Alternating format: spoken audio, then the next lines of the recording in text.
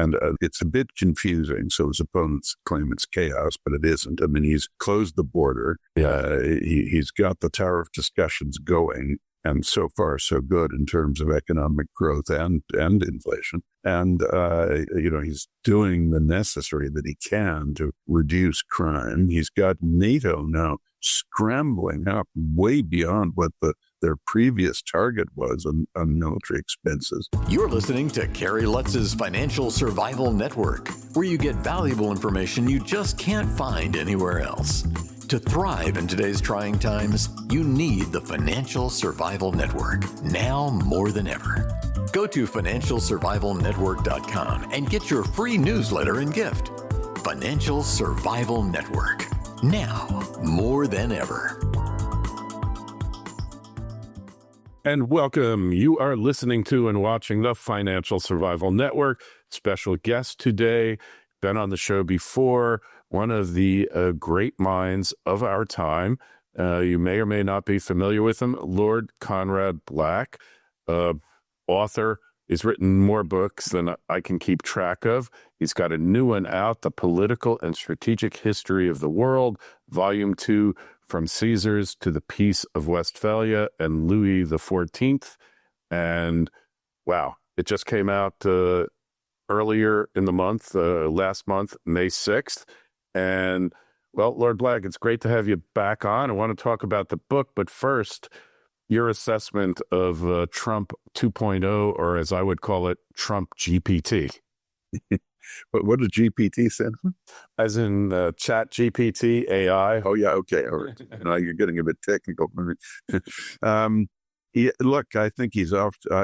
He shows every sign of having an extremely successful term, I would say. I mean, he's attacked on all the fronts at once. He knows he's only got one term, but he doesn't have the baggage of a lame duck because, he can elect as vice president or whoever he wants after him, or at least put them forward as a candidate. And it's a bit confusing. So his opponents claim it's chaos, but it isn't. I mean, he's closed the border. He's got the tariff discussions going. And so far, so good in terms of economic growth and inflation. And, he's doing the necessary that he can to reduce crime. He's got NATO now scrambling up way beyond what their previous target was on military expenses. He started out 7 years ago complaining that they weren't, with a few exceptions, spending the 2% they pledged. And they're now all claiming they're going to 3.5%. And there was not a word spoken by any serious person about peace in the Ukraine until he came in. Now they haven't got it yet, but at least it's under discussion. And he's doing everything the president can to tear down woke, stop all the, DEI inclusiveness nonsense. I mean, let's have meritocracy. Let's just have the best people for every position.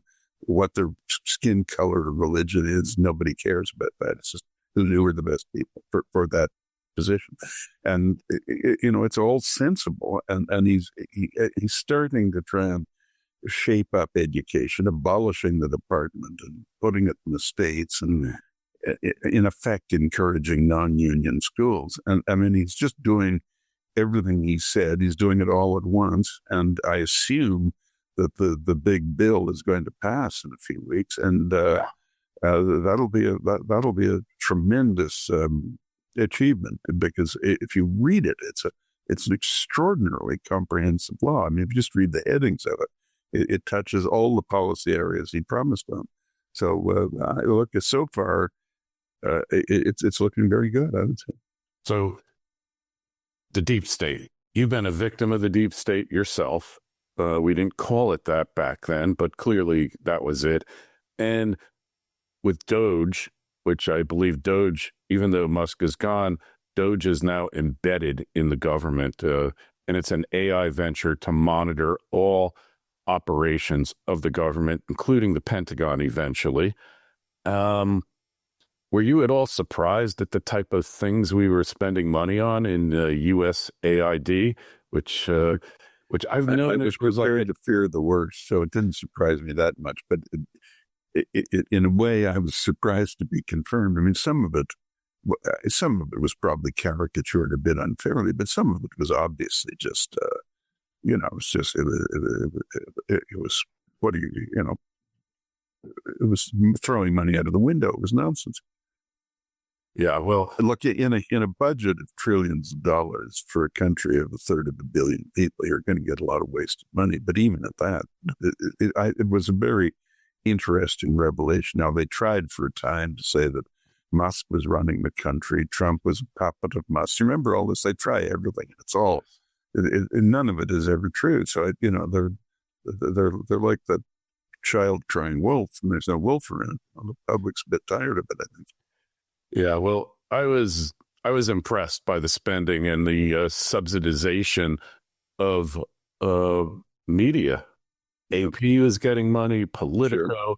The LDC, which is an anti-American network. Yeah, I mean, some of the programming is good, but their news is dishonest. It's as bad as your network. BBC was getting money. I'm sure. But a company owned by the British government. I mean, what? Yes, the United States paying a British government crown corporation for?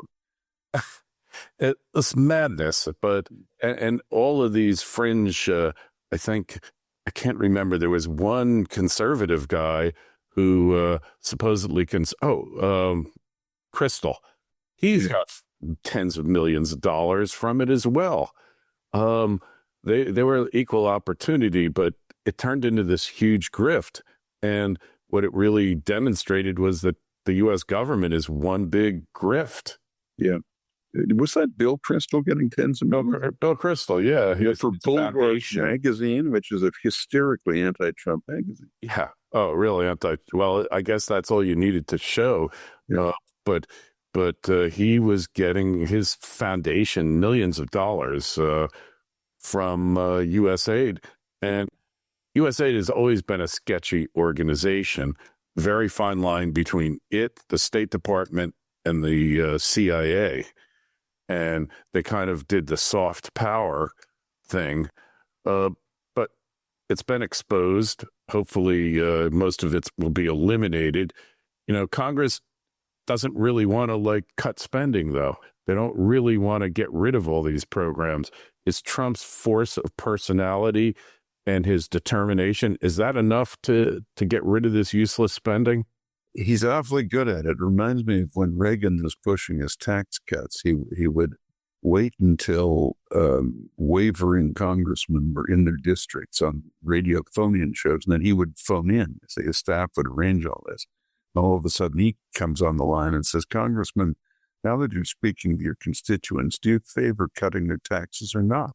Stuff like that. I mean, he knew how to put the heat on them, and he got his stuff through. But look, people didn't. Reagan's opponents didn't hate him. They claimed he was dull and a movie actor, but a likable person. Here, you've got something different. You've got an irrational dislike of Trump in some areas, but the answer in a word, I think, is yes. You would be better placed being in the country than I am to judge it. But my impression is the country now feels Trump has proved his point. They stole his election. They showered him with these spurious indictments. In the end, there were attempts to assassinate him, presumably not directly connected to his political opponents, but somewhat encouraged by them, by some of the egregious things they said about him. He came through it all with dignity, with better humor. He's much more good-humored and less bombastic than he was in his first term. And I think the country, the majority, feels he's earned his chance. He won fair and square. He has a mandate. Let him do what he said he did. See how it works. So I think he's going to get. I think he's going to get most of it through, and I think he'll probably succeed. It's early to say, of course, but in being succeeded by the candidate he approves. Yeah, well, pretty remarkable. The first person since Grover Cleveland to serve non-consecutive terms. That in itself, and there's a lot of striking parallels between him and Grover Cleveland. He's a much more activist man than Cleveland. Cleveland was a popular mayor of Buffalo and governor of New York. I mean, Trump is the first person in the history of the office of president to be elected to it without ever having previously sought an elective office or held a high military command. He turned celebrity into the presidency, and it was an amazing thing. That's why everyone thought it was a joke when he came down the escalator, but it wasn't a joke. Yeah, it's pretty remarkable that he actually pulled it off, that he was able to do it. I mean, with, like you say, with zero political experience, but a lot of experience with politicians and the public. I mean, he knew the public, and he was like an African lion chasing a wildebeest. You know, he sort of singled it out and then went after it. But he changed parties 7 times in 13 years. He was looking for his chance, you know, and then he got it. And then not only, I mean, his 2 great innovations, I think, were translating celebrity into the highest office. And I mean, you sometimes had people who were celebrities becoming governors or something, but not president. And secondly, once he was there, he used sort of Dwight Eisenhower, Richard Nixon, Ronald Reagan, Republican capitalism, and fastened it right on top of disadvantaged districts, and using the tax system incentivized job creation in those districts, and ate heavily into these democratic fiefdoms, these voting blocks that they'd always relied upon since Roosevelt. Like the Teamsters. I mean, they didn't support him, but they didn't endorse Harris either, because they know they would have had a revolution among. Well, the rank and file supported them. It's just the executive had to be neutral. Yeah, they couldn't do it. So looking ahead, so the tariff's been highly controversial. It's going to throw the country into a depression and this and that. And what's really happening here? Well, look, the U.S. couldn't go on with a trade deficit of over $1 trillion. And essentially that started, not at that scale, but the idea of a trade deficit started during the Cold War, when the United States gave greater access than it normally would to a number of countries as an incentive to them not to waffle into the communist bloc, in the Soviet bloc.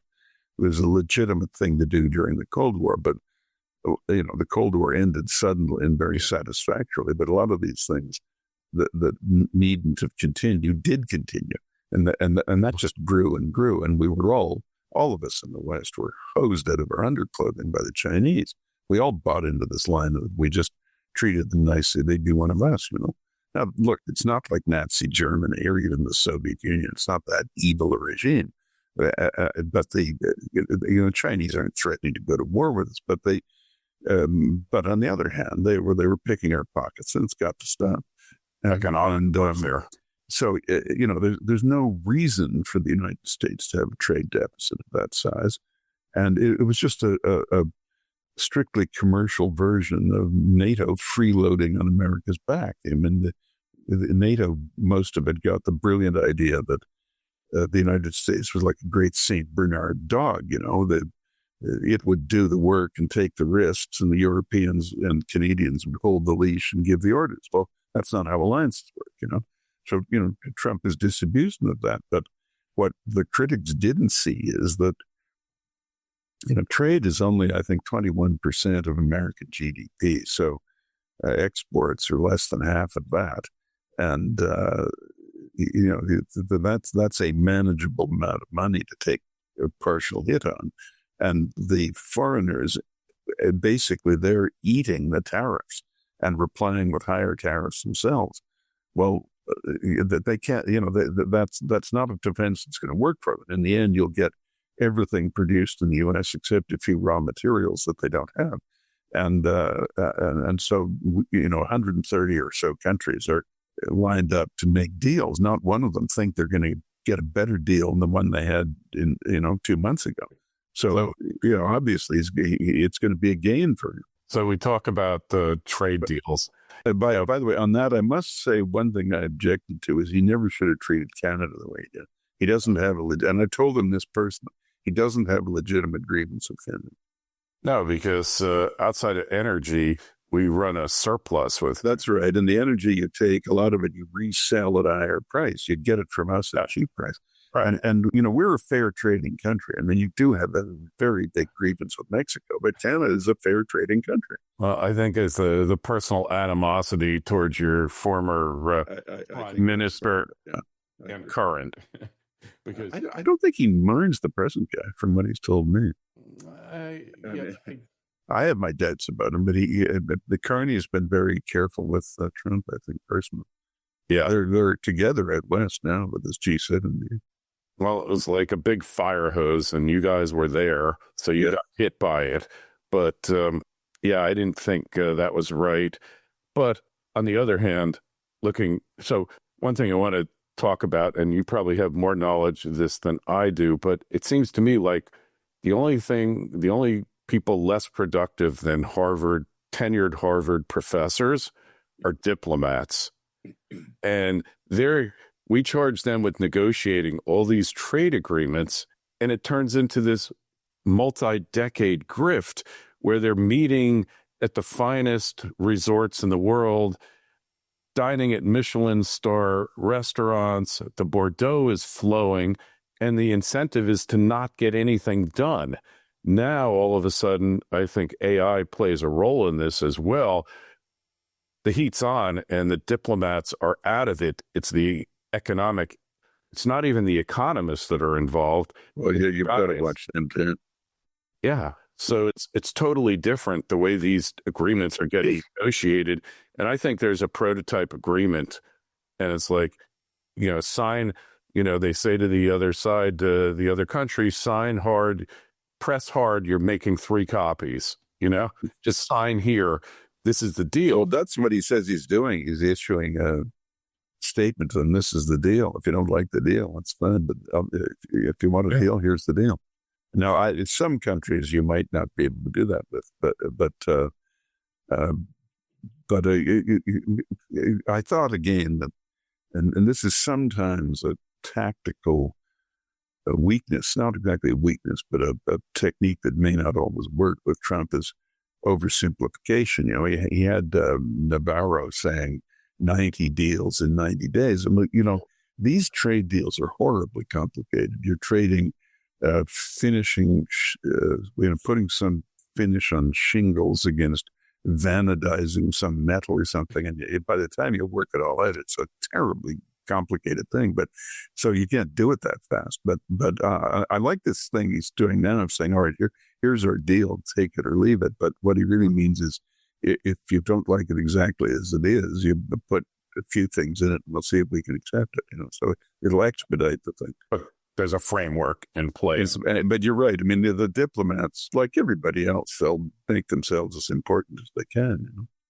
But they're always compromisers. I mean, Nixon and some of your great presidents, like Nixon, who was an outstanding president, I think, and Roosevelt, he never would let the Secretary of State do anything. He could go and talk to the South Americans or something, but all through World War II, he never came to those big conferences with Churchill and Stalin or anything like that.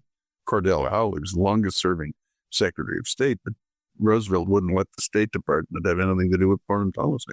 All right. So let's talk about your book and how it ties into this, or I should say your work here, because it's multiple volumes. How'd you come up with the concept here? Well, because of all the research I did writing biographies of prominent people and histories of the U.S. and Canada. I mean, you see behind me on the screen here, for example, all the Cambridge University ancient medieval and modern history, or a lot of the volumes behind me. I had to read all this stuff, and I thought, this is nonsense. I mean, you could give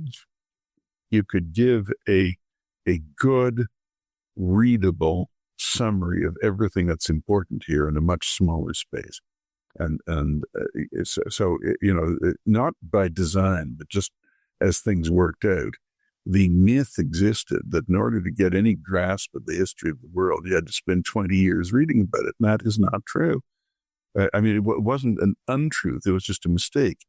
And so these books of mine, they're 1,000 pages per volume, 3 volumes, but you've got everything there. You've got a good index. And, if you're interested in one, in February, you're interested in Alexander the Great, you can read all you need to know about him, in a day or two there. And then a few months later, you can read about, Queen Elizabeth I. I mean, whatever you want, it's all there. And it's not, if you want to go further, you can go get detailed books about these things. But by condensing it that much, there is a certain logic to how history moved, and there is progress. I mean, there actually is progress. If you look at where this thing began, where people were just clans with no real organization going around killing their neighbors, to where we are now. I mean, obviously, it's still terrible things happen in the world, but it's a lot advanced from where we were.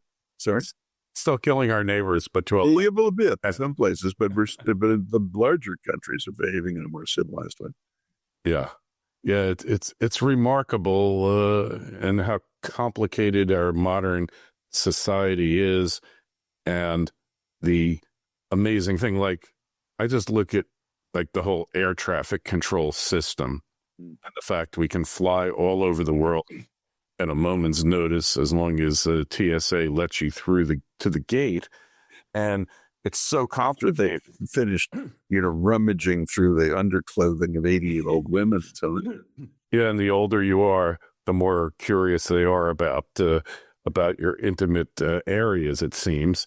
But that the system, even though it's got problems and, government, all that, but the system is the most complicated system in the world, in all likelihood. It seems like it's easier to send a rocket into space than it is to get a 777 from England to New York. But somehow we've cooperated, and it's a global cooperation to make this system work. And yeah, it's got its problems and accidents happen, but overall, it's a collective human effort that has really distinguished us, because prior to, the last 2 generations, it was very difficult to go from one continent to the other by plane. You were taking ships, maybe the last 3 generations, going back to the 60s. The late 50s kind of was the birth. And, like you said, things have gotten better, except our media has gotten worse. Yes. Because they'd specialize in just telling us how awful everything is, when really things in many respects haven't been better. I mean, I think the family, the interpersonal relationships, and what technology's done, yes, there's some definite negatives there.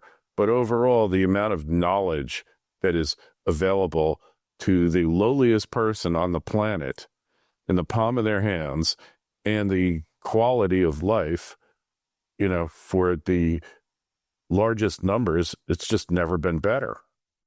This is true. I mean, the number of people in poverty is, as I understand it, in the world is under 15%. Now, still a lot of people, but it's not a big percent. And when I was young, the number was over 50%. And even countries that haven't been particularly well governed. When I first went to Brazil in 1968, it was only a half literate country. Now it's a completely literate country. And the Chinese and the Indians are pulling, I mean, again, their methods aren't appropriate to North America, but they're pulling tens of millions of people out of poverty every year. So there certainly is progress. The lesson on that one, Kerry, is that if the major powers are not at war, the amount of prosperity generated is astounding. And now you can argue about the distribution of it. And our friends on the left say that it's unfair distribution, but the fact is it affects everybody. The lowest groups, do get richer. Yeah. Well, the technology, the things we're surrounded with, that would have been for the noblemen way back when. There wasn't, the availability of these tools to really improve your life, to help you get through life, to have a better life. It just wasn't there. I mean, and think back, the printing press, it's a fairly recent innovation that kind of sparked it all. Yeah, the tremendous impulse to education.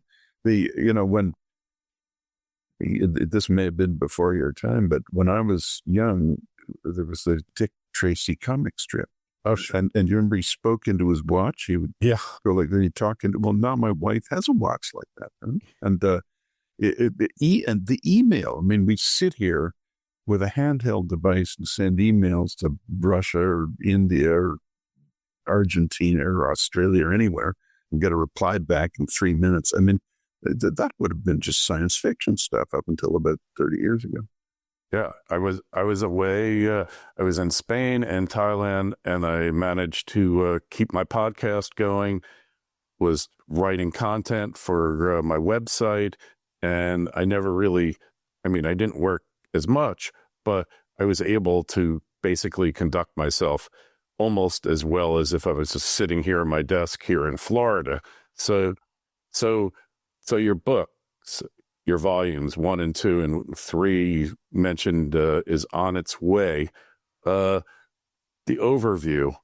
So I always like to ask people when they've had experiences, what did you learn from it? From writing this, because writing is a process of learning. I don't think many of you out there think about it, but when you write something, your understanding of it really goes up, and your knowledge of it and the way it all kind of fits together, because you're connecting dots. It's harder to connect the dots looking forward than it is looking backward. But what's the biggest revelation you got from really rehashing, modern history here? All of history. I mean, I go back as far as we have authentic history. I don't get in, and this is on volume 1, of course, but I don't get into lore or legend, I mean, just stuff that we can authenticate. But that still gets us back to about 3000 BC. I'd say a couple of things. One is religion never goes away. And I'm not getting into my religious views or anyone else's here. And I think religion's like sex. People should do what works for them and avoid what doesn't, and be respectful of others and be discreet, But it never goes away. And these militant atheists who think it's just superstitious rubbish, and every day we're getting closer to a plenitude of knowledge, they'll never succeed, because the human mind is always preoccupied with the existence of spiritual forces and the frontiers that are beyond our ability to reach.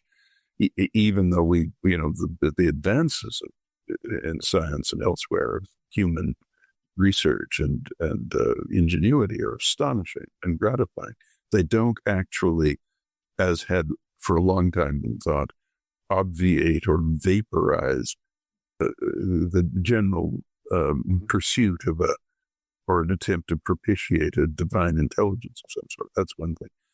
So, I mean, religion's much more sophisticated now than it was 3,000 years ago, but it's still there. Another thing with progress is real. There are a lot of cynics around who say that it isn't, and human nature doesn't change much. I agree with that, but the fact, just what we were talking about a few minutes ago, I mean, if the major countries are not at war with each other, the amount of prosperity that is generated, it's just look at the skylines of the cities of the world in our lifetimes. I mean, I'm older than you, but when I was a young person, I'm in Toronto right now, the tallest building in the British Commonwealth was a bank building here in downtown Toronto. It was 26 stories tall. Well, I mean, I'm not saying that progress is necessarily measured in tall buildings, but the amount of economic activity and the amount of construction and just the building things and advancing things, enormous. And when we focus on that, but we do, as you said a few minutes ago, we do reduce the poverty levels very profoundly. I'm not saying we couldn't do better. I'm not saying any system's perfect, but the point is there is progress.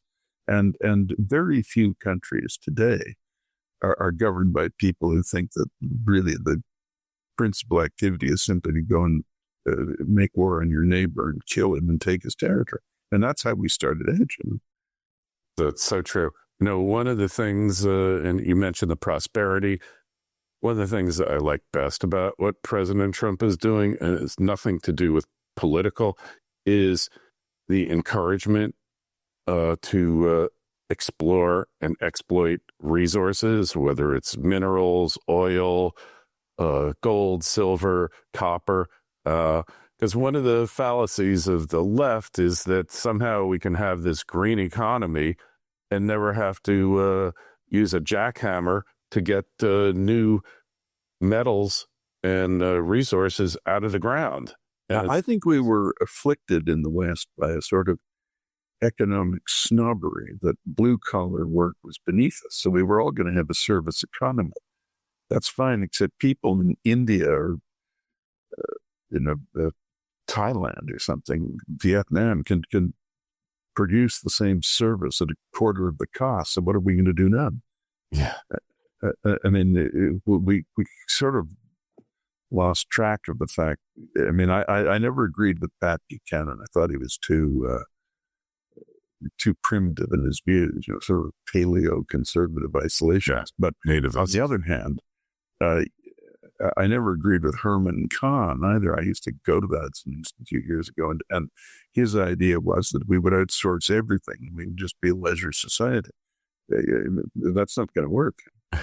Maybe the robots and maybe the AI, but certainly not to other countries because you got to produce something in the end. The whole concept of the consumer economy, I've always found to be disturbing. Because I think we should be producers, and the idea that we're just here to consume and not contribute and not produce has always been disturbing to me. Yeah, well, and the worst of it, I thought, was in the 50s and 60s when General Motors was the greatest corporation in the world. They had this thing called planned obsolescence. Their cars would fall apart after 25,000 miles. So, I mean, nowadays, they go for 200,000 miles. I mean, they all look the same. I sort of liked the look of cars then better, but they were putting one over on us. And then they lost their market to the Japanese and the Germans. So the problem is that that business model is alive and well in your kitchen and your laundry room, because those things, whether the Chinese components, if you get 5 years out of them, you're doing great. And that is disturbing to create demand by building inferiority into your products. Yep. Charge twice as much. I mean, I remember, God, I hate to go back like I remember, but in my parents' house, we had a Norge refrigerator that was 37 years old. Norge, that was a great brand. Yeah, and it made a lot of noise even all those years later. But man, like the thing kept working.